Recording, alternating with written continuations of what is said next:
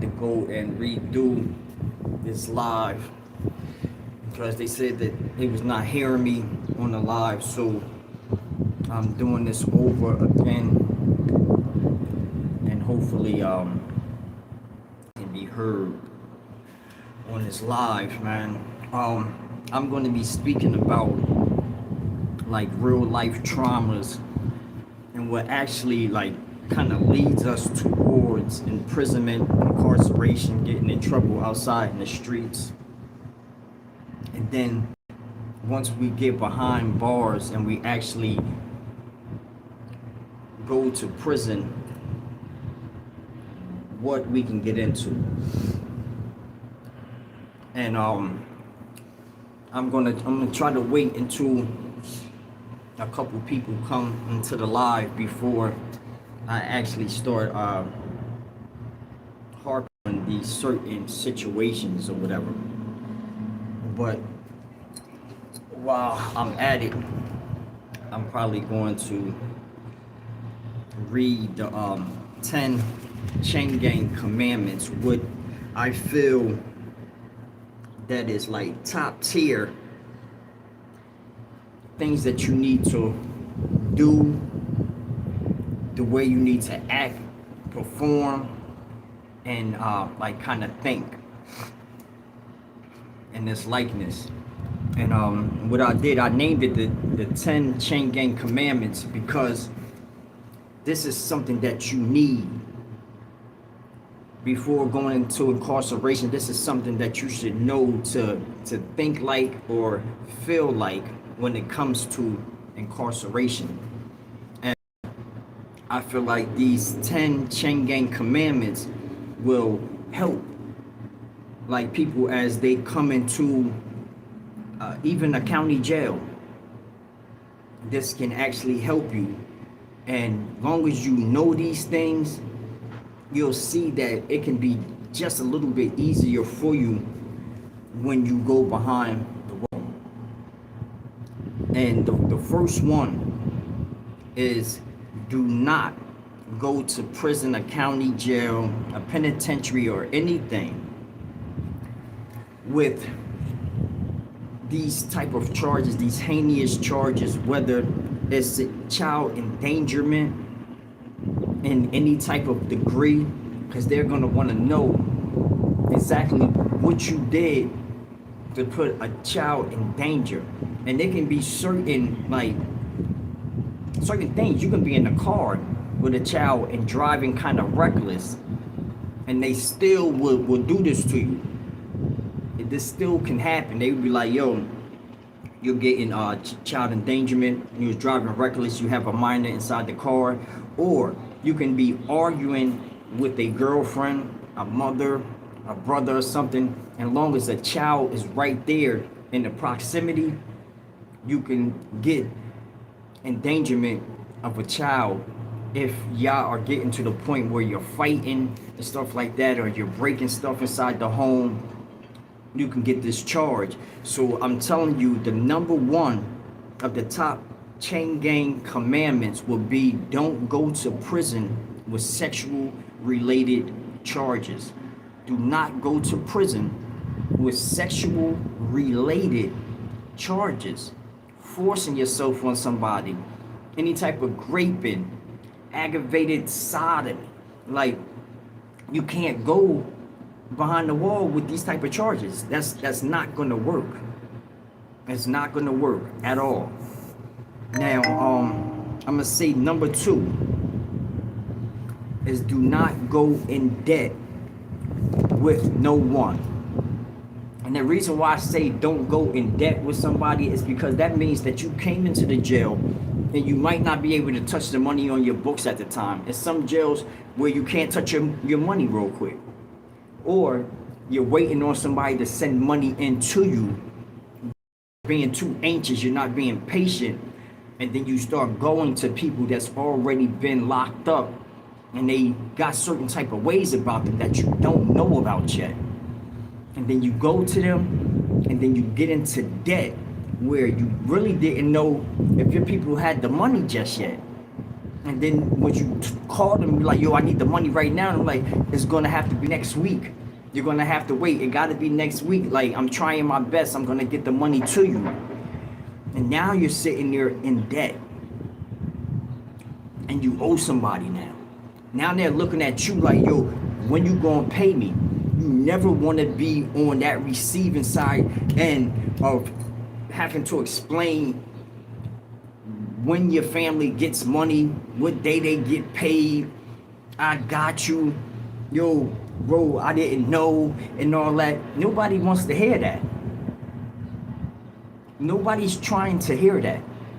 And the further you go, like, knee deep into the system where you're now out of the county jail in a actual prison, that can, like, I'm trying to tell you, it can get very, very dangerous. Because I've saw people get beaten. I saw people get humiliated, slapped, punched, spit on, kicked, jumped, poured out, and everything about a debt. No matter how this debt comes. Long as you're in debt and you owe another man, you don't know how he's going to go about handling that situation when the time comes. Some people are cool about it. Some people like having their way down the road, so they really don't care. But then there's other individuals down the road that's waiting for you to get in debt. They want you to be in debt with them so they can come at you different type of ways. You got your bandits down there, what we call booty bandits, you know what I'm saying? Or old chain gang punks, if you will, and they want you to get in debt. They're looking for you to get in debt. And this right here is like, it's something that everybody looks at and be like, damn, homeboy done effed up. Cause he owed Tucker. And you know Tucker be on that BS. He gonna want something on the other end of you, you know what I'm saying? And swapped out for that money. This is how a lot of individuals think down the road. And the thing is, what you try to do is be patient. You have to be patient. You gotta spread your meals out. Sometimes you gotta hold sandwiches from pack outs and hold it in your cell just so you don't have to go walking up on another man saying, yo, can I borrow a couple soups or honey buns, stuff like that? And they be like, yeah, I'm saying when your people get paid, when you gonna do that? Like, don't do that. You automatically like turning yourself into a customer inside the prison system. And it doesn't look good when you do that. They automatically really start looking at you like you're a custody. Like you coming for drugs, and this is only zoom zooms and wham whams, fucking Roman noodles and shit like that. But how they can choose to handle you once they got you in those folds and you owe them and they come and knocking on your door and all that, you don't want that work, man. You don't want that type of situation coming to your door at all, man. It's not a good look. I mean, and that's number 2 on the chain gang commandment list for me. Number 3 would be when you come down the road to the chain gang, do not gamble, bro. I done seen so many people get squirreled and blitzed and poured out, standing there holding the broom, swinging it, trying to fight off like 10 people, while everybody else got bone crushers and gold rods, hitting off neck shots, face shots, back, arms, all that. And he's swinging the broom trying to get out of there, poured out. Can't even get out the dorm because ain't no damn CO inside the booth. Over debts. I've seen people sit there at a table while they're playing tunk, they playing spades, they can be playing rummy. If you owe, yo, don't do it. Georgia Skin, I see niggas get their head knocked off. Georgia Skin, they sitting there playing Georgia Skin. There's like 10 people around that table. I saw people come up with things inside these pillowcases, these fan motors and stuff like that, and hit you right in the back of your head. And then you're out of that spot, man. You're bleeding out and you're trying to get somewhere. Your equilibrium is all messed up. You trying to make a way, but you can't get out of there. And this is from gambling. Listen, hold on. Matter of fact, I'm gonna stop at this gambling thing, and I'm gonna tell y'all a story about what I saw in the Ware State Annex for niggas gambling. It was a Super Bowl coming. We was watching some playoffs, and we're in the annex, not the main jail. We're in the annex, and there's one dude from Atlanta and another dude from Savannah that be standing there looking at these games, right? And everybody else be coming up, jumping up and down when they see a touchdown, all that stuff. I rarely watched it, but I was looking at it from my bed on what was going on, and they always would be so loud you could hear everything. And these dudes start to betting on the last game of the playoffs, who's gonna win, stuff like that. They shaking hands on, I think they said $30. Then Atlanta came back like, yo, man, put 20 more on that. You scared? Put 20 more on that. Come on, cuz, put 20 more on. And Savannah said, he was like, you must really like your team. He was like, yo, I need that 50. I need that 50. He was like, man, come on, man. We're going to scrape them boys. We're going to do this. We're going to do that. And now the day comes, they're standing there watching this game. And ATL wins that money, right?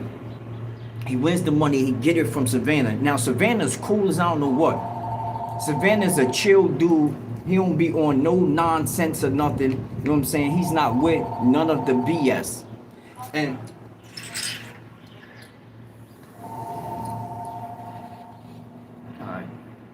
he's not with none of the BS at all. He sits up there, he pays his debt right then and there.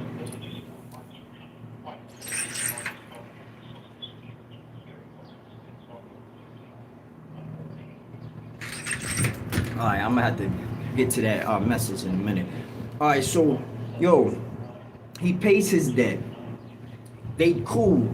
Now it's time for the Super Bowl. And I don't remember who was actually playing at the Super Bowl. But everybody's so riled up. Like, yeah. We can't wait till tomorrow. All that. They asking the CEOs, can they extra chairs to put around the table and all that? What's up? What's going on? Extra chairs to put around the table so they can be looking at the game. Everybody's just putting chairs out there and all that. And now Atlanta's walking up to this TV when it's time for the game to start. They changing the channel, putting it on the game. And now he's standing there with like 6 other individuals. You know what I'm saying? They all from the A and they all on they BS. You know what I'm saying? They stay together. I already know what time it is with them, but I don't think Savannah kind of knows. But if he got that chain gang eye, he can see it, but he don't know exactly what's going to transpire. Now, they start talking about betting again. ATL trying everybody. He trying the white boys. He trying the Mexicans. Like, who want bet? Who want bet? All right, put 10 on it. What you got? You don't got no money, man. Put 5 on it, man. All right, well, put 10. Put 10. We can do that. And he asking different people. And now Savannah's walking up. And he like, oh boy, what's up? What's up, cuz? What's up, cuz? Because these Atlanta cats, these Savannah cats at the time used to always say cuz. So this is how Atlanta is doing him. He's not saying, well, shout it and all that. He's saying, yo, cuz. And he gets this dude's attention. And now he like, what's up? He was like, yo, what you trying to do? What you trying to do, cuz? You trying to put down on this Super Bowl? Come on, this is the big game, man. You might as well. I'm like, who your team? Now, Savannah picked the opposing team that Atlanta was even trying to bet upon. So now they can go ahead and bet. And he said, come on, put 75 on it, right? And Savannah was like, nah. I don't got faith in them like that. And he's like, I don't got faith in them like that. He's like, damn, 75 ain't nothing. Nigga, what you broke? And Savannah like, nah, I ain't broke. Like, I'm far from broke, my nigga. You know what I'm saying? Now, it's more or less, it's chest to chest. It's man to man stuff. All that other stuff is kind of out the window. It seems like it's not even about the game no more. It's about who got what in they locker box, who got this, who got that. And they're going back and forth with this shit. talking about, oh, my people on Simpson Road, and my people in Bankhead Bank. I got people out there, nigga. They always sending me a motherfucking money order every day. They doing all this back and forth bullshit. You know what I'm saying? And everybody looking, and then they go ahead and say that they're gonna bet for $125. $125. They shaking hands, saying, yo, that's a bet. As soon as this game is over, you gotta walk to those locker boxes and open them bitches up. You're gonna have to walk to them locker boxes and open them up. And he's like, all right, let's go. Now, I get up now. I go over there. Now I'm sitting and I'm gonna watch this game. And I wasn't really too much thinking that they gonna have any problems because they already betted and then they paid or whatever like that. And both of them got like 4 to 5 locker boxes. So it ain't really a big deal. You know what I'm saying? But we watching the game and it's going back and forth. First quarter, it's looking funny as hell. It's going back and forth, back and forth. Second quarter, Atlanta team done made a point over Savannah's team. Now he talking real slick. He talking hot. You know what I'm saying? Boom. He popping it. Yeah, nigga. You gonna have to pay me, nigga. You gonna have to pay me. Halftime come. Third quarter come. Savannah team is up.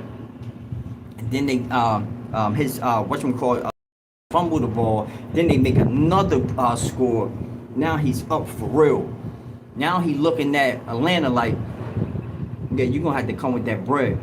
Fourth quarter, they mash him. They up by three touchdowns and a field goal. So he know there really ain't no coming back, but he just sitting there. He watching the game. Now I remember this like it was yesterday. This man was watching the game. He's looking straight at the TV. Atlanta is standing on the side. He looking at him. There he go. He raised up. He started nodding his head to his homeboys. They start walking to the back of the dorm. And I remember his homeboys went to the right. He went to the left, right to the mop bucket. And in the mop bucket is a mop wringer with this metal piece at the back that you go like this and kind of like squeeze out the water from the mop when you put the mop in. But it got a yellow handle, a yellow like plastic handle with a grip. And the other part, when you bring it out, is this heavy piece that you're putting the mop in. This heavy piece. Now he done grabbed that and started walking back behind this nigga from Savannah, right? Man, bro, he hit this boy, yo. Damn, that shit was crazy as hell. He hit this boy so hard in the back of his head with this mop wringer. It automatically, when he hit, it automatically split the back of his head open. And he went straight down like this. He went straight down. Now he tried to get back up, but he was coming up to another swing. Pow! Now he go and he falling over and like, he's kind of like trying to walk, but he's leaning over, trying to move, holding his head, but he's getting hit again. Bow, bow, bow. Yo, this man had no wins. There was no way to recover from the first hit that he got in the back of his head. That was a clean hit to the back of his head with a mop wringer. You know what I'm saying? So there's no recovering. He's trying, but he's going down to the ground. And this dude from the A is over him. He's over him. He's standing over him now and just hitting him. The dude is laid out. He's sprawled out on the ground. And he's just getting hit over and over and over again to the point where you're now looking like, yo, bro, you're overdoing it, bro. You know what I mean? Your team lost, bro. You overdoing it, my nigga. You know what I'm saying? This dude is on the ground. He's not swinging. He can't swing. You know what I'm saying? He's laying face down on the ground, and you're still hitting him with this mop wringer. And now all his body is doing is jumping. Everybody's standing around, and I remember some white dudes, like it was like 5. They must have been Ghostface. If they wasn't, they were just 5 dudes that hung with each other that been in the chain gang for a minute. And they started walking up, And they was like, nah, you gonna have to stop this, bro. You know what I'm saying? You gonna kill old boy. You gonna have to stop this. And Atlanta's people started coming up on them like, hold on, so what y'all talking about? Now, they pulled out bangers. I was like, hold on. We in the annex. Where the hell did y'all get them sharp ass tools from? Like, that didn't make no sense. This ain't the big boy jail down the street. These dudes is pulling out big tools in the annex. And they backing these white boys down like, what y'all talking about? Shawty, we can go 5 for 5. We can go at it right now. Like, y'all ain't talking about shit. The white boys fell back quickly. But they circled around the situation. They went towards the door. And they was like blocking while one of the main dudes that was talking is going like this, trying to get the officer's attention. He doing one of these moves or whatever. And then the officer started looking. Now the officer's like this, trying to see what's going on. And he see everybody is looking in one direction. Everybody's looking. And this is what the chain does. If something is popping off, everybody starts to look in that area. You don't supposed to do that. That's not the chain gang way. You move around that situation. You act like you don't see it until you're involved in it. You don't stand there and watch, because this is how the COs pick up on what's going on. And he did. He came out the booth.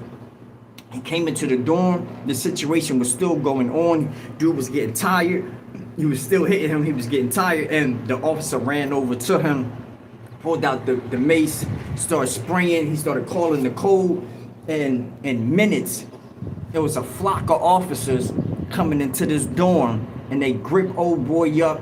They calling for medical to come get dude off the ground, because the ground is too heavy now and he cannot get off that shit. You know what I'm saying? And when this situation was all over, I remember the sarge or the lieutenant.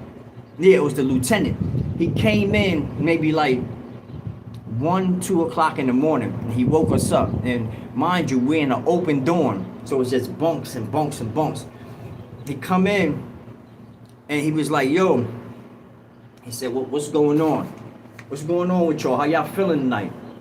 And everybody like waking up like, yo, what? What are you talking about? How we feeling tonight? Nigga, you just woke us up. You know what I'm saying? He's like, how y'all feeling? Y'all feeling good? Y'all feeling good in here? How was yesterday? Now he's talking about the situation that just transpired. And people like, yo, bro, you wasn't in that shit. We don't know about it. We wasn't in. He was like, well, let me tell y'all something. Last night, I had to do one of the hardest things that I can do as a lieutenant inside the Georgia Department of Corrections. I had to contact the family, a loved one, a next of kin, and let them know that their loved one has died because his team won the Super Bowl. How the fuck does that happen? Tell me, how the fuck does that happen? And this was the first time, the very, very first time that I saw somebody that's on the other side. You know what I'm saying? A correctional officer with that much emotion for the life of an inmate. This man was mad as hell, eyes kind of teary, and he's standing there screaming at the top of his lungs like, why the fuck are y'all making my job so hard? What's wrong with y'all? Why don't you just do your time and get the fuck out of here? What is wrong with y'all? How is this shit turning y'all into animals? He's going and going and going, and people are sitting there and they taking in the information, especially the people that had nothing to do with it. Like, yeah, why don't we just go the fuck home? Why don't we just do our time and go the fuck home? Why? How did these two dudes bet on a fucking football game? And I don't even like watching games or nothing, but they bet on the football game. You lose, but you have the money to pay the nigga. You got the money to pay him, but instead you think like, you know what? I'm gonna go get this mop ringer and I'm gonna kill old boy. I'm not even gonna play with him. You know what I'm saying? I'm not giving him none of my honey buns and my soups and chips and nothing like that, not a soda or nothing. I'm gonna go get that mop ringer for old boy. You know what I'm saying? And I'm gonna go ahead and spank that baby. Matter of fact, I'm gonna overdo him. he gonna die today. How does that work? How does that really work? That's the third commandment. That is the chain gang third commandment of what not to do. Do not go into the Georgia Department of Corrections, any prison, anywhere, and owe anybody any motherfucking thing by gambling with them. Because they get a certain type of fire or high about gambling, and they be geeked off the gambling. And you might be the same way.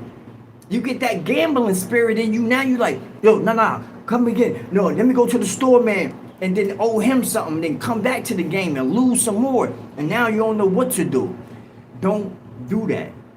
It makes no sense. I saw too many people get in these situations and they can't get out. Some of them have caught out saying, hold up, they acting like something going on. Then they go to the booth saying they need some aspirin or whatever. And then they really telling the officer, unlock the door, I'm in fear for my life. I got to get the hell out of here. Please unlock the door. I'm in fear for my life. I got to get out of here. So they can catch out. But other people that stayed around and gambled with that gambling spirit, they just gambling and gambling, they find themselves poured the fuck out, man. Poured out. Knives, actual knives, long ones. You're getting stabbed by them, by plenty people, because they're not playing fair. This is a situation where you're not going to win. I'm telling you about situations where you're not going to win. You're not even going to have a chance to win. They're not setting it up for it to be fair. They're setting it up for you have no type of angle or option to fight back. This is what you're doing. You're putting yourself in a position where you cannot fight back. Yo, number 4 on this list. Number 4 is don't stay in the CO's face. Now, I don't know how many of y'all have already been in a situation where you had to go and do a little bit of time, or you just come in and get locked up and get built out, or you had to go down the road upstate or whatever or do some time. If you stay in the officer's face, everybody's looking at you and they see you keep walking up to the officer, or the officer's doing their rounds, and you step out and you want to start saying these jokes, or yo, what time is it, CO? Hey, yo, you saw such and such and them play yesterday? Hell yeah, they was going crazy, right? You start doing all that shit. Everybody looking at you like, why the fuck is this nigga always talking to the officers, always keep keying or walking up to their desk and want to kick it for hours? Because this is the person, if something happens or people get caught with something, they're going to say it's you that told. It can only be you. This is how they're going to look at it. It can only be you, because you're the one sitting up there popping and talking to the CO, standing there in their face all the time, laughing at what the CO talking about like that shit hella funny, and it don't be. It's just that this is how you choose to do your time. And yes, other people can mind their business, but if the CO leaves from you, if they talking to you, and then they automatically leave away from you and going to somebody selling find something, they pointing the finger at you. They saying it was you. And they gonna come and try to do you dirty. Or they gonna put you on the door, or they gonna pour you out, or you gonna lose your life over the situation. This is what they got for you. It ain't gonna be no other way. Go around them COs and kick it if you want to. You better hope that you're running some type of game on her. You got some chain gang game going on and everybody know about it because you're trying to get that pack in. Because then niggas will run some interference, especially if you know you gotta. Then they'll run some interference if you're in a player dorm. If you're not in a player dorm, you're in a whole jacking dorm, it ain't nothing but mad jackers. They gonna want you to get the fuck out the way. And they don't care if you trying to score and trying to get the pack in. They want you to move out the way because they geeked out of their mind, they zoned out, they zeroing in on shorty, and they trying to gun her down, nigga. They trying to gun her down. That's it. You know what I'm saying? So if you're inside the prison, think about it. Do not go and no see your face at no time. I'm trying to tell you, it does not work out unless you have a plan to get this person to be your personal mule. You done put in that work and they telling you shit that you need to know. Or you done do that number to her and she said, I'm gonna call you. And you get that call. Now you got them. But then you gotta let people know that you putting this stuff in play. Because everybody that get a pack in by a CO, if you don't got no backing, you just a civilian coming in and you just happen to strike, she like you know what I'm saying, out of all these other gang members and organizations and shit like that, and she picked you and bring something into you, you better hope it ain't heavy.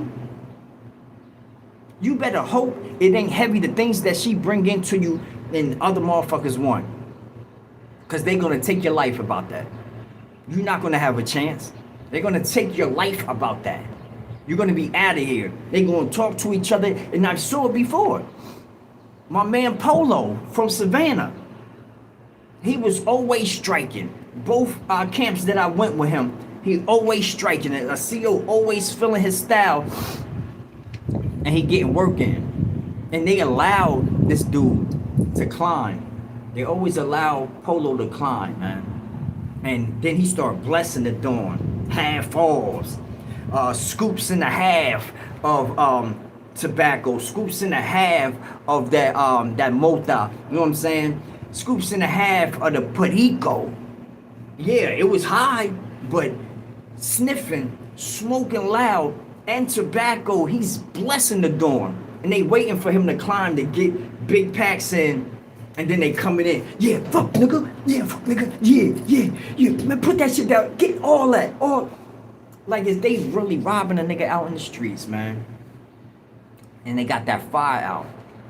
And all of them is coming to go ahead and do you the worst way, man. This is what's set up and what's in play for you when you go down the road. You find yourself making a mistake outside in these streets, outside in the world, man. And people make mistakes, man. We all make mistakes.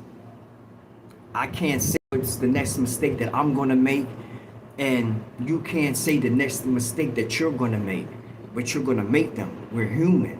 We're trying. Everybody is trying out here, trying to make a way, trying to be happy, trying to conform, trying to have a family, trying to get away from the people that's trying to bring you down and always talking about you. We're trying. But it's going to be oppositions and situations that's going to come to you at the corner store, at the grocery store. You know what I'm saying? When you go to your mailbox, walking down the street, jogging, working out at the park, playing basketball, anywhere, it's going to come. And you can make the mistake that day. And now we telling your story inside of a cell, man. This is what I'm telling you. People will come inside your home. Once you build your home, you don't bust your ass for years. And you finally get your crib and your girl, you tell her to come in and you got the step kid or your kid inside the crib and you're happy as hell. And somebody else is on their dick. And they want to come inside your home and take what you have, what you worked for in the late night, and you got to get up and now defend not just you, but a child and your wife or your girlfriend at the time, and you can find yourself doing time. Yes, this lady will probably hold you down because she's still in this crib and stuff like that, but you're telling your story behind the wall on how you had to protect your family, and they still gave you these charges. And these are for the people that's not in the red states, not in the stand your ground states. We still can get this. Or you can argue and have a problem with your significant other, man. Things can escalate. Problems can exude, and now y'all both looking at each other like y'all hate each other, man. All respect can be gone. You gotta watch out. These things can happen. And then you sitting there in front of her like, yo, man, get the fuck out of here, get the fuck out of my face. And she telling you to leave, and this might be your shit. And she's telling you to leave, or it might be hers. That's even worse, my nigga. You gotta go. You gotta exit the building. No matter what she say she about to do to your clothes and your J's and your jewelry and all, you gotta leave. You hit her, you telling that story from behind the wall. You touch her, you grab her, you trying to bring her down to the ground, saying you trying to subdue her and trying to neutralize the situation. You're going to be telling that same story from behind the wall. It's not going to work out for you. I promise you, it's not going to work out for you. And people are not really respecting people coming in with these charges, but it be so many individuals that get caught up like this, it makes no sense. And if you get to the point of being inside of the prison system and now you want to key and feel comfortable and start kicking it around these fucking officers, bro, they're gonna knock your head off your shoulders. I promise you that. Nobody respects a nigga like that, my nigga. Nobody respects a nigga like that. Nobody. It's not even a thing. They know what type of dude you are. And everybody I have that mental note like, yo, this that nigga that always be around the COs and he always doing this, so he probably be the potential one to get us ran down on. So if the technical squad come down here and we start seeing all these CERT team members and these officers coming to this building, yo, put your shit up, cause this nigga Kurt been talking to Miss Luther all day. You know what I'm saying? It's not a good look. And that's number 4 in the chain gang commandments. And this is 10 chain gang commandments that I'm giving y'all for this live so you can know to stay out the way. Number 5 is fight back. Number 5 of the 10 chain gang commandments is you have to fight back. Now, for anybody, we like, yeah, man, nigga, I'm gonna fight back. Somebody touch me or harm me, I'm fighting back. If you hit me, I don't have words for you.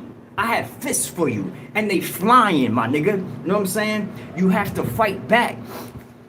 But guess what? In the Georgia Department of Corrections, even in the diagnostics, before you get to a main prison, when you're going to try to get acclimated inside of this prison system, going through testing, going through mental health evaluations, going to see the doctor and stuff like that, social workers, inside the diagnostics, they attacking you there.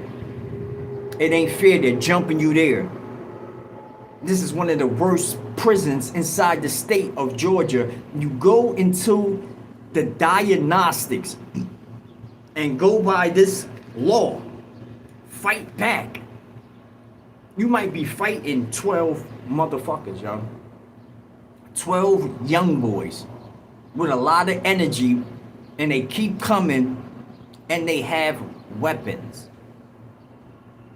You gotta get in there and try to figure out where to get a sword or a knife from. First of all, like, yo, I gotta come in here and look for a weapon, or how I can buy a weapon, because at any given time I can be attacked just by having people that love me.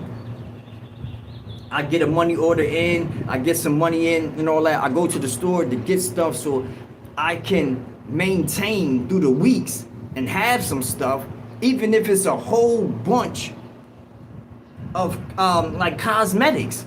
They see you bringing in them good toothpaste things and all that, a whole bunch of good soaps, some good lotion and shampoo, conditioner. They come in and try to wipe your nose like a violin for that. They want that. I got a call from the chain gang in Jackson State Prison. And they said, yo, I just saw this white dude get ran down on by a whole bunch of bloods about his state clothes, his new towel, this little white thin piece of crap towel from the state, and his washcloth. That's what they came and took for him, and they beat him for it. But you gotta fight back. Even if the stuff, like, even if you really don't understand what they're saying when they come to you, and do you want to be this? Do you want to be that? You want to get down with this? Or where you from doing all this in front of your face? And that's not the type of thing that you do or talk about or even trying to understand. If they put their hands on you, though, you have to fire off on one of these dudes. You have to at least get one of them. Whoever came with that BS at first, get him. And don't let him go. Don't let him go, or try to block with him so they can be hitting him or kicking him, pouring him out. But you have to fight back. If you're in a chow hall, somebody tests you in a chow hall, you have to fight back. If somebody just contests you, and people will just free pick you and just try to slap you for nothing. If they think that you're weak enough, or they think that they can get off on you, they're gonna try. Believe me, they're gonna try. But the whole thing is, you have to fight back, no matter what. Even if they're talking crazy to you, and you have to talk crazy, fighting back with your mouth and telling them, like, yo, this is not what you want. Trust me. You don't have to say, I'm going to do this and do that to you and make idle threats, but let them know, bro, this is not what you want. It's not going to be easy. You think it's easy. You're looking at me and you think it's easy. I'm not what I look like. And they used to always say that in the chain gang. Be like, yo, I'm not what I look like. I bet you that. I bet you I'm not what I look like. You looking at me for face value. I bet you I'm not what I look like, my nigga. So what's up? We can... And then they tear it. And they going crazy. Stabbing it out. And I always say, that's the dumbest thing that I ever seen in my life, my nigga. To see two dudes, two dudes with some long, heavy in their hand, and they sitting up there having a stab off, and they're not moving. One get stabbed, pull that joint out, then another one, boom, he stabbed you, then you get him, then he gets you. Y'all moving, y'all got stuff pouring all out you, but y'all still going, man. Y'all still going, y'all still stabbing each other. That's the stupidest thing that I've saw. And I watched that at least like 5 or 6 times. Just watching them pouring each other out, man. Yo, I honestly, me, and this is just being whatever, you know what I'm saying? You can call this whatever. If I get into a situation with a person and he wants to take it to the big floor so we can dance, it's time to dance on the big floor. Okay, now we standing there, and if he's missing me and I'm missing him, or I hit him and then hit him again and stuff like that, and I get him to not want to do this no more, I'm pouring Buddy out, I'm like, yo, get out of here, yeah. If he do that to me and get me out of here, yeah. But if I hit him, then he hit me, then I hit him, then he hit me somewhere, and it's getting vital, I'm not staying doing that shit. I'm like, yo, this is over, bro. Because what it looked like now is like, we both about to die. You know what I'm saying? That's what it looks like was going on. We are both standing here about to die. It makes no sense. It makes no sense. This ain't no gun. We not shooting it out. We shooting it out. You know what I'm saying? We going stab for stab. We on some real gladiator stuff. But I'm not going to stand there and be on my 8th stab. I'm sorry, I'm not doing it. I'm not going to be on my 8th stab.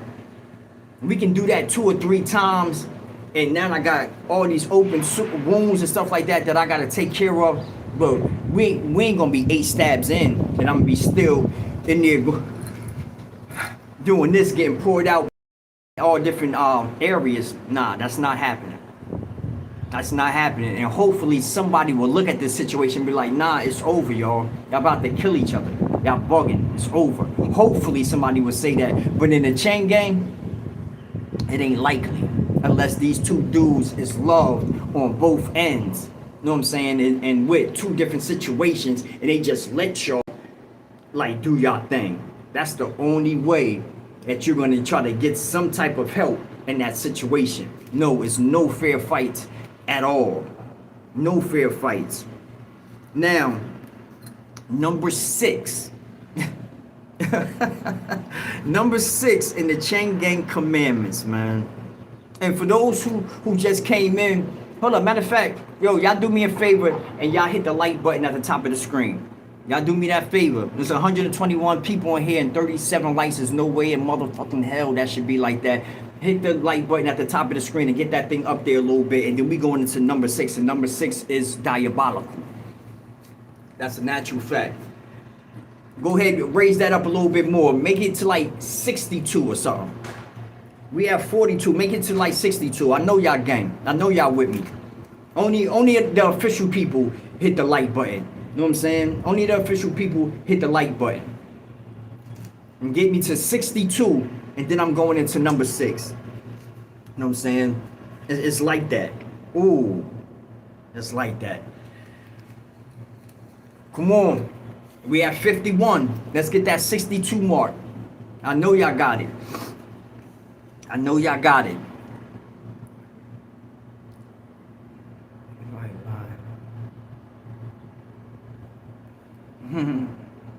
Alright, we have 54.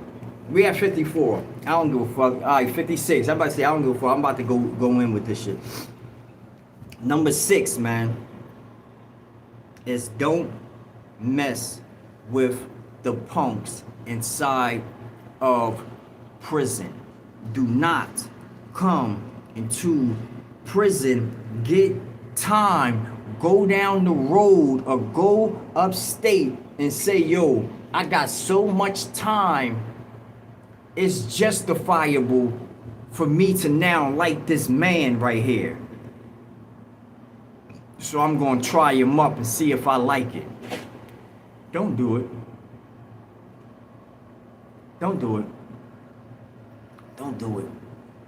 And then some of y'all niggas coming down the road and you can get out in 7. You can get out in 5.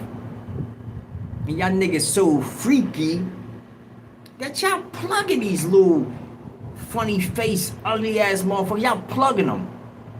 And y'all keeping them in your room for keeps. You want to keep that motherfucker. You try to tuck that motherfucker in and have them extra comfortable. Your girl, your wife, and all that, she don't know nothing. She kicking that bread off to you, and you sliding it to the punk. You keeping him in the room. You arguing with him, choking him all in the cell when he acting up. You know what I'm saying? And y'all going back and forth.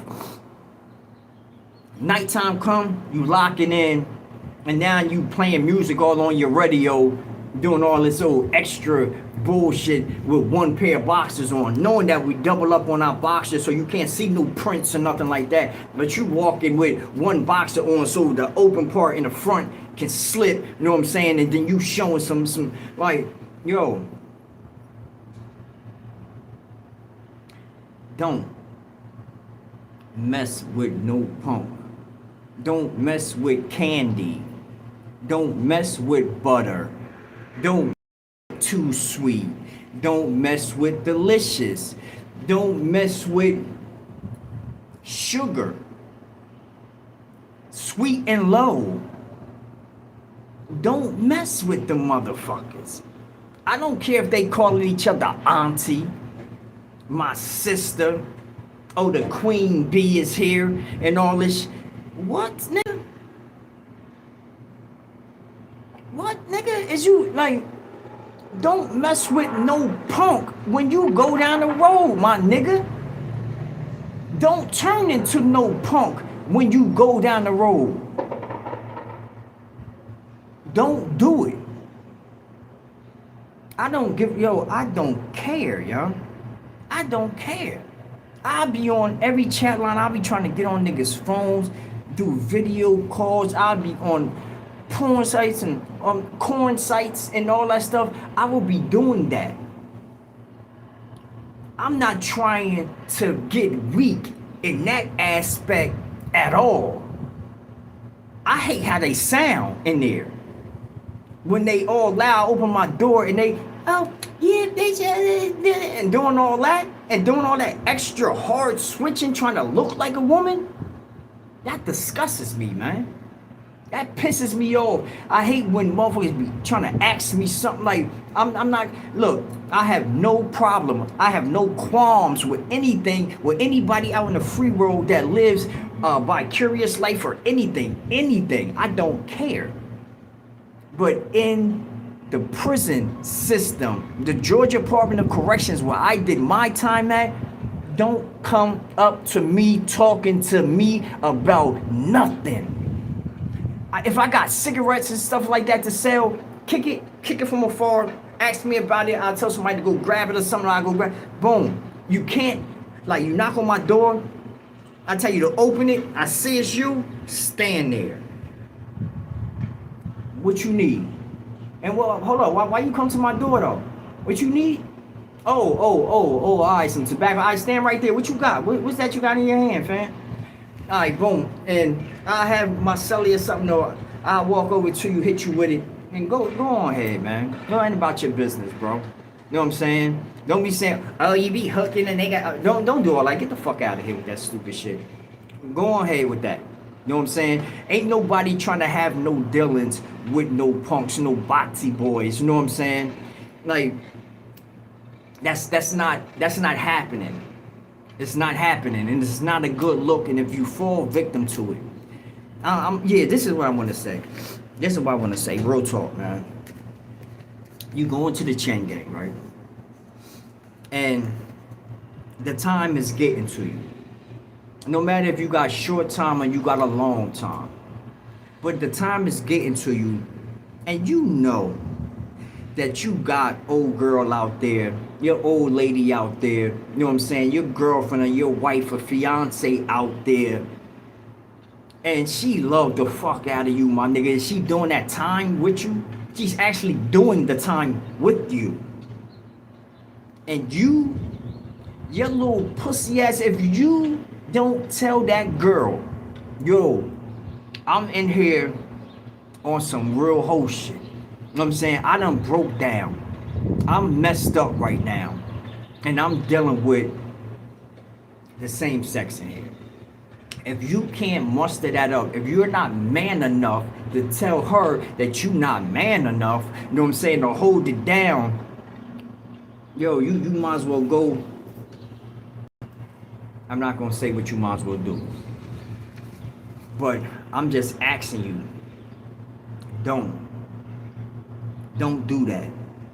Y'all short time dudes that become victims of sliding into them punks' cell, or you want to go ahead and put your wood in a punk's mouth, you know what I'm saying?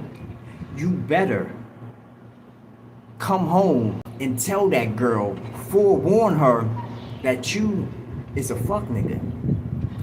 Be fair. Be fair. Say, yo, I'm putting my wood in punks' mouths in here. I'm paying these punks to slam them joints from the back and all that. And I might have something. And I don't want to give it to you so you can give it to somebody else. Don't mess with no motherfucking punks in the chain gang. That's number 6. That is number 6. Number 7 in the chain gang commandments, man. And there's 10 of them. I'm at number 7 right now. Number 7 is be a man of your word. What I mean by this, what you say, because this messes up a lot of things. This starts a lot of wars. This starts a lot of fights and commotion in the dorm, where you open up for people to be yelling back and forth with each other. Fuck nigga, you pussy boy, all this, all that. Your mother should die, doing all that.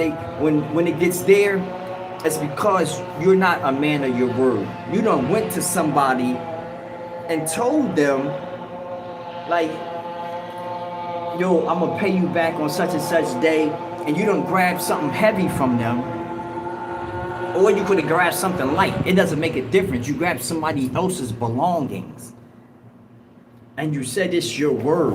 You went there empty-handed with a whole bunch of faith, a whole bunch of kind words, mad respect. You know what I'm saying? You in a cell with all different type of respect. Oh hell yeah, thank you, man.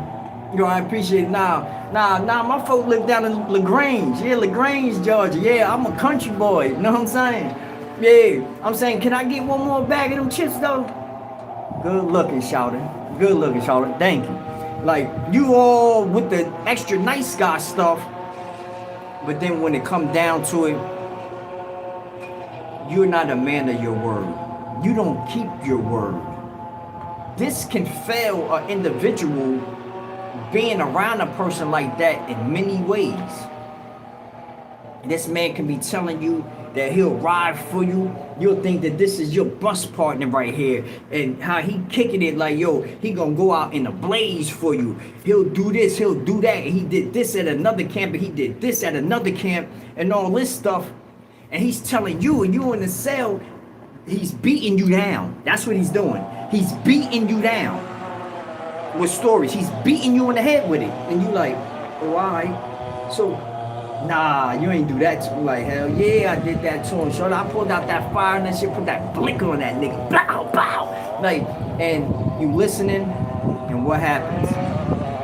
When it's time for some shit to go down, and you on the dance floor, and there's two niggas in front of you. It's two niggas in front of you. Now you sitting up there trying to dance, and you look up, you see your homeboy. You about to get poured out. You trying to get out the way. Like, yo, shout it, come down here, shout it. You know what I'm saying? These folk going crazy. These folk trying to... And this nigga going green like the fucking door. He going in green like that shit. Act like he ain't hear nothing. He go lay down, put them CL20s on his ears so he can't hear not a ting. He put them shits on his ears so he won't hear nothing coming from you. He won't know when you're poured out and sent out the door. He ain't gonna know none of that shit. If you're not a man of your word, you're bullshit inside the chain gang. You're nothing inside the chain gang. You're nothing inside of a prison or a penitentiary. You're outside in the streets. Nothing. You're nothing. Because nothing you say holds any weight. You're not dependable. You're not reliable. It just gets worse when you get into a situation where you're knee deep in the system and you're incarcerated behind the G wall. It just gets a little bit more thicker, and it gets a lot more serious. You have to be a man of your word. It actually feels good to do that. It feels good to do what you say and actually say what you do. It'll be your conduct. That's how you shine. People will talk about you when you're not around. They be like, yo, when he say that he coming through, he coming through. Believe me. Look, there you go right there. I told you he was coming through. I know that nigga. They can cash your shit at the bank. If what you say is bouncing, you know what I'm saying? Your check is bouncing everywhere, man, you ain't talking about nothing. Be a man of your word, man. Number 8 is kind of tricky. But you can't do this. Number 8 can easily be bestowed upon you because where you at. But don't do this. It says, do not become institutionalized. Do not become institutionalized. I fell victim to the institution by what they said to me constantly. Repetition got me. They steady telling me to fold stuff a certain way, dress a certain way, walk a certain way, talk a certain way, go to work at a certain time, yell out something when these people walk through this threshold. And that shit institutionalized the fuck out of me. And I saw other people even worse off. I'm waking up, my cellie coming into the cell with a floor buffer to shine our cell floor. And the particles from the damn buffer pads is hitting the walls. That shit spinning, hitting the walls, and then it's just particles flying all in the air and all that. And I'm just waking up like, yo, what in the fuck is you doing? Yo, them folk about to come down here, shorty, and he trying to dig into the ground, dig. I'm like, yo, this motherfucker is crazy as hell. Institutionalized like a fuck, man. Institutionalized as hell, bro. Everything that possibly can be is there. We have soap with the open boxes that we would never use just for the window, for the air to hit the box of soap so it can smell a certain type way inside the cell. We have toothpaste up behind our photos and put on our locker boxes or on the walls to have wall decorations. We definitely have a towel over the toilet, so shower shoes on the side of it to use to put down to sit on. We have a cardboard like this to put in the window, so we be looking at shit and they're like, oh nah, that's folk enough. We got all of this going on. We got extra towels on the floor now because he's saying, yo, sometimes when we walk fast inside the cell and come into the cell too fast, we scuff our cell floor. Yo, man, I'm trying to tell you, we had a bulb to do the hot wood. We had everything, man. And honestly, when I first came out the cell, coming into the chain gang, and my cellie, he was talking real jazzy on what he do, how he kind of run the dorm and all this stuff, man. And people be scared of him on the low. You know what I'm saying? And he just got down here not too long ago. When we came for inspection and we walked out the cell, and I'm sitting there talking to him like, yo, man, this shit crazy as hell. How they be standing in line, right? And I look at him, this nigga like this. Sir, good morning, sir. Ma'am, good morning, ma'am. Sir, good morning, sir. I'm like, oh shit. I was like, yo, oh buddy, crazy as hell. This nigga was just talking about he don't give a fuck about none of this shit. And this nigga up abrupt, yelling, top of his lungs. Sick is, yo, it's sick stuff.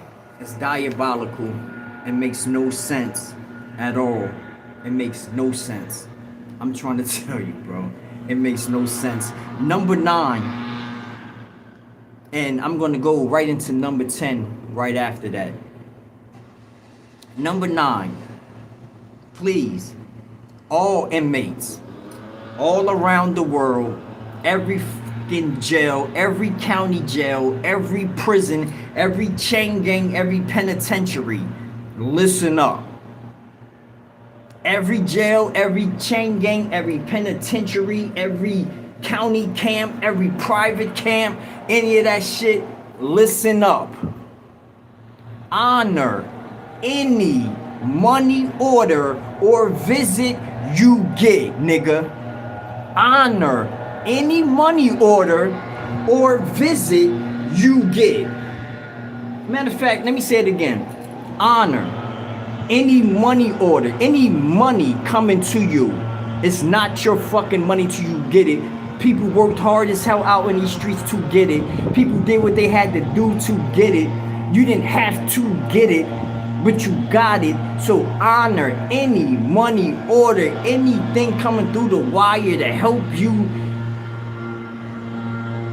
brush your teeth, have soap for your ass, so you can chew and lean back and eat honey buns and chips and all this shit and listen to music and get Walkmans and all that. Nigga, if you don't honor that shit or think that you obligated for somebody to come visit your monkey ass after you done went and did something in the streets by yourself, and you think people supposed to pull up, they supposed to pull up. Niggas oh yeah, it's time to go see such and such, because I robbed that a couple years ago, I gotta go see. Nah, they don't gotta pull up. Honor that shit. Have some type of respect about yourself and honor that shit, man. Your mom don't gotta pull up on your stupid ass. She don't gotta pull up on you. Your dad don't gotta pull up. Your brother and your sister, they don't gotta pull up. You the one that pulled up to that bank. You the one that slapped that girl, pulled up to her house, creeping on her. You the one that crept on that dude and started shooting that fire. It wasn't them. It was you. Honor that shit, man. And last but not least, number 10, I'm just gonna say it, I ain't gonna put nothing else on it. Mind your motherfucking business. That's it. That's it.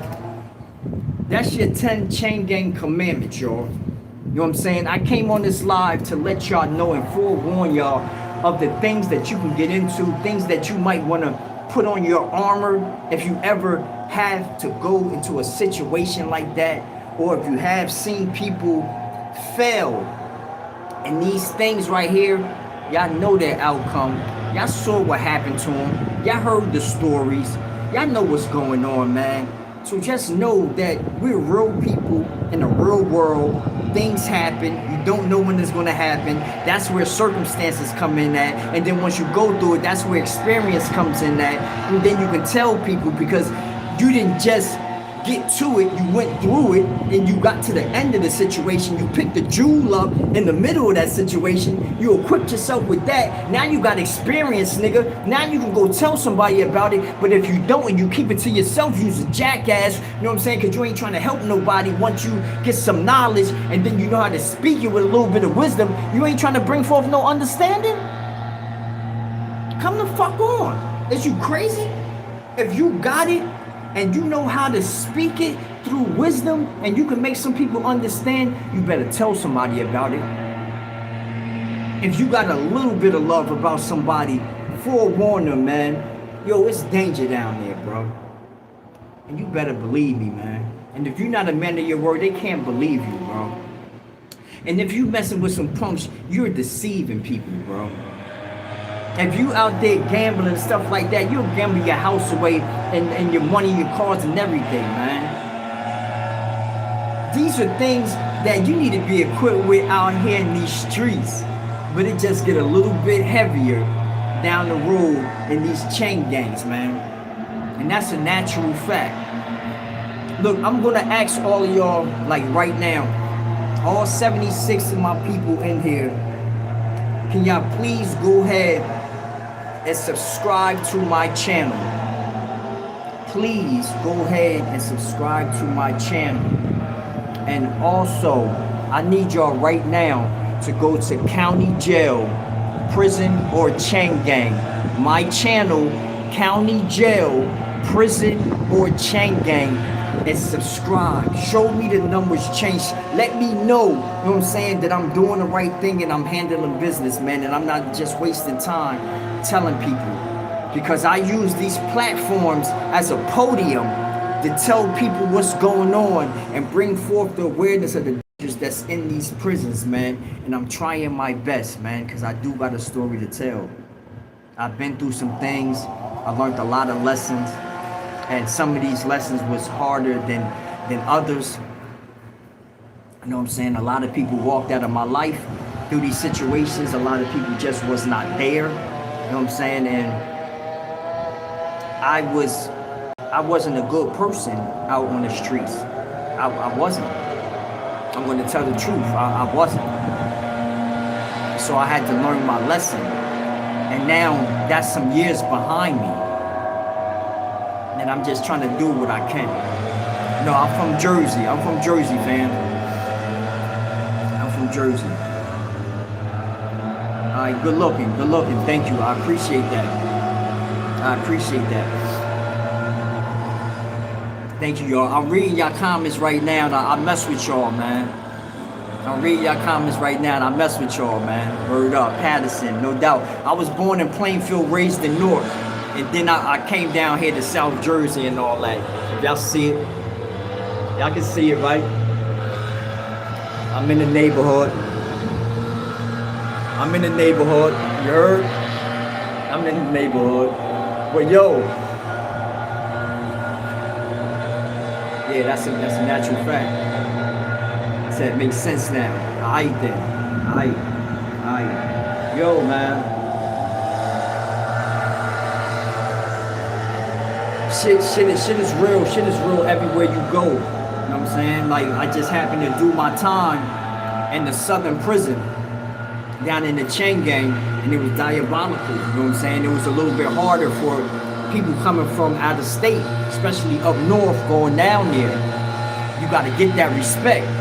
You got to take that respect. You got to say, give me that. I need that. Y'all not going to be talking crazy and playing in my face. Keep saying, yo, New York. Nah, I'm from Jersey, nigga. Like, we not going to keep doing none of that silly stuff. And it made it hard for me. It actually made it hard. It made my time hard. Keep fighting. I keep pushing my TPM back and back. So I'm not getting paroled out in 6 more months. Push it back another 6 more months. I did myself a major injustice by getting into so much trouble. But now I'm out. I walked off the extra 7 years of parole and probation. So I'm good. I done put time behind that, man. So it is what it is. New Jersey killers on the low. That's a natural fact.